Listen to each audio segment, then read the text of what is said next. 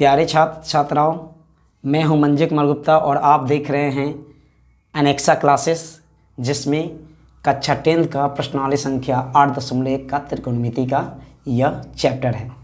इसमें प्रश्न फर्स्ट कहता है कि त्रिभुज ABC में जिसका कोण 20 समकोण है, AB बराबर 24 सेंटीमीटर है और BC बराबर 7 सेंटीमीटर है, तो निम्नलिखित का मान ज्ञात करने को कहता है। ठीक है ना। इसमें क्या है कि साइन A कॉस A का मान, यह पहला क्वेश्चन है। फिर सेकंड क्वेश्चन है कि साइन C और कॉस C का मान ज्ञात करना है। ठीक है ना। तो सबसे पहले हम समकोण त्रिभुज की बात करते हैं, तो हम सबसे पहले समकोण त्रिभुज को ड्रा कर देते हैं। ठीक है ना। ये आपका AB जो है वह क्या है, लंब है। BC क्या है, आपका आधार है। तो BC आधार है, यह समकोण है, तो यहाँ पर 90 डिग्री का कोण छिपा रहता है। ठीक है ना। और यह AC जो है वह क्या है, कर्ण है। तो सबसे पहले देख रहे हैं कि AC आपका ज्ञात नहीं है, तो पाइथागोरस प्रमेय से हम कर्ण पहले ज्ञात करेंगे। ठीक है। तो सबसे पहले देखिए, हम पाइथागोरस प्रमेय से सूत्र लिख देते हैं कि कर्ण का स्क्वायर बराबर लंब का स्क्वायर जोड़ आधार का स्क्वायर। कर्ण आपका कितना है, देखिए कर्ण कुछ भी नहीं दिया है, तो उसका नामकरण है AC, तो AC नामकरण कर देंगे। AC स्क्वायर बराबर लंब कितना है, लंब है AB, तो AB नामकरण कर देंगे, AB का स्क्वायर। अब प्लस आधार कितना है, BC है, तो इसका BC का नामकरण कर देंगे। ठीक है। अब जो जो मान दिया गया है, जैसे मान लेते हैं कि AC का मान तो दिया नहीं है, तो हम AC को AC ही रखते हैं। ठीक है। AB का वैल्यू दिया हुआ है आपका कितना, 24, तो 24 का स्क्वायर कर देते हैं। और BC का वैल्यू दिया है कितना, 7, तो 7 का स्क्वायर कर देते हैं। ठीक है। AC स्क्वायर बराबर हो गया 24 का स्क्वायर कितना होता है, 576। 24 में 24 से गुना कीजिएगा तो 576 रहेगा। और 7 का स्क्वायर यानी 7 49 होता है इसका स्क्वायर। ठीक है। अब ये दोनों को ऐड करेंगे, जोड़ देंगे, तो 576 और 49 का जब आप जोड़िएगा तो 625 होगा। और 625 देखिए इस पर स्क्वायर है, स्क्वायर हटेगा तो इस पर क्या चलेगा, रूट। तो AC बराबर अंडर रूट 625, और 625 का जब वर्गमूल निकालिएगा तो यह किसका वैल्यू होता है, वह 25 का वैल्यू होता है। ठीक है। तो 25 आपका यह 25 सेंटीमीटर जो हुआ AC का वैल्यू आ गया। तो हम चित्र में हम देखते हैं कि यहाँ पर AC यहाँ पर है, तो इसको हम क्या डाल देंगे, यहाँ पर 25 सेंटीमीटर रख देंगे। ठीक है। अब हमारे पास सभी भुजाओं का मान आ गया। AB का वैल्यू दे दिया 24 सेंटीमीटर, BC का वैल्यू 7 दे दिया, और AC का वैल्यू 25 दे दिया। अब यहाँ पर क्वेश्चन के अकॉर्डिंग अब चलते हैं। ठीक है। कह रहा कि साइन A, पहला का क्वेश्चन कहता है कि साइन A का मान ज्ञात कीजिए। तो देखिए, तो हमारा पिक्चर में A तो यहाँ है ना, यहाँ पर इसके नामकरण में यहाँ पर देखना है कि साइन A है। A पर ध्यान देना है कि A आखिर पिक्चर में कहाँ है।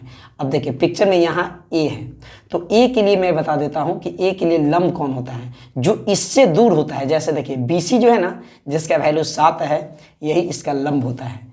फिर देखिएगा कौन आधार क्या होता है, AB इसका आधार हो गया।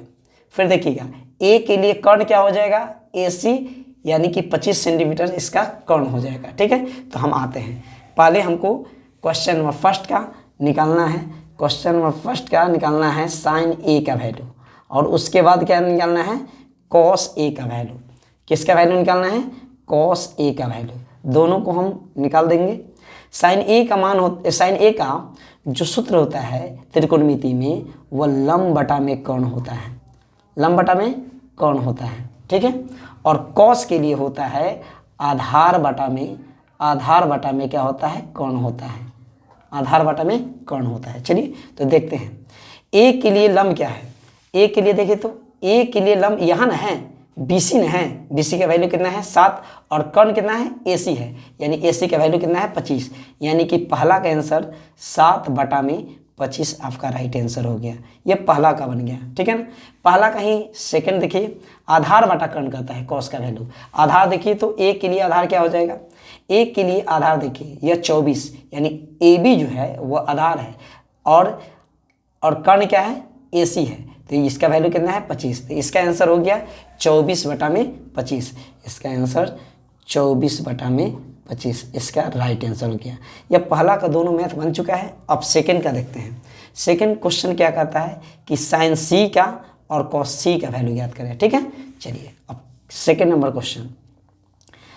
क्वेश्चन में दो मैथ हैं, एक है साइन C का वैल्यू याद करने का, और दूसरा है कॉस सी का वैल्यू याद करने का, ठीक है, कॉस सी का वैल्यू याद करने का, ठीक है ना। तो साइन सी देखते हैं कि साइन सी के लिए फॉर्मूला क्या हो गया, इसका भी होता है लंब बटा में कर्ण, और कॉस के लिए क्या होता है, आधार बटा में कर्ण, ठीक है, आधार बटा में कर्ण हो गया, ठीक है ना। तो सी के लिए अब देखिए, अब कौन सी पर जाएंगे, चित्र में जाते हैं, कौन सी क्या है, कौन सी यहाँ पर है, ठीक है। अब कौन सी के लिए देखिए, यह जो सटा हुआ है वो आधार होता है, जो दूरी पर है वो आपका 24 जो सेंटीमीटर है यानी ए बी जो है वह लंब होता है, और जो 25 सेंटीमीटर है ये आपका कर्ण होता है। तो चलते हैं यहाँ पर पुटअप कर देते हैं सभी का मान। सी के लिए कहता है लंब बटा में कर्ण। तो लंब बटा में कर्ण के लिए देखिए तो लंब इसका कितना हो गया 24 और कर्ण कितना हो गया 25, तो इसका भी आंसर कितना हो गया 24 बटा में 25। ये आपका राइट आंसर हो गया साइन सी के लिए, ठीक है। अब कॉस सी के लिए आते हैं, आधार बटा में कर्ण कहता है, क्या कहता है आधार बटा में कर्ण। तो आधार देखिए कॉस सी के लिए आधार कितना है 7 सेंटीमीटर और कर्ण कितना है 25, तो इसका आंसर हो गया 7 बटा में 25। ये 7 बटा 25। यह रहा एक्सरसाइज 8.1 का क्वेश्चन नंबर फर्स्ट, जो आप यहाँ पर फिर से दिखा देते हैं कि धीरे धीरे सभी क्वेश्चन को देख लीजिए आप बारीकी से। यह क्या है, इसमें केवल यही देखना है कि जो कोण ए है, कोण ए के लिए यह लंब हो जाता है और यह आधार हो जाता है, यह कर्ण हो जाता है। लेकिन बी, यहाँ पर देखिए ये बी और सी के लिए यह आधार होता है और यह लंब होता है और यह कर्ण होता है। यही पर ध्यान देना है और कोई इस मैथ में कोई परेशानी नहीं आएगी। यह हमारा चैनल एनेक्सा क्लासेस है। अगर एनेक्सा क्लास पर से आप जुड़ना चाहते हैं, हमसे मैथ सीखना चाहते हैं, तो एनेक्सा क्लास को सपोर्ट कीजिए, लाइक कीजिए, शेयर कीजिए। बहुत बहुत धन्यवाद, थैंक यू।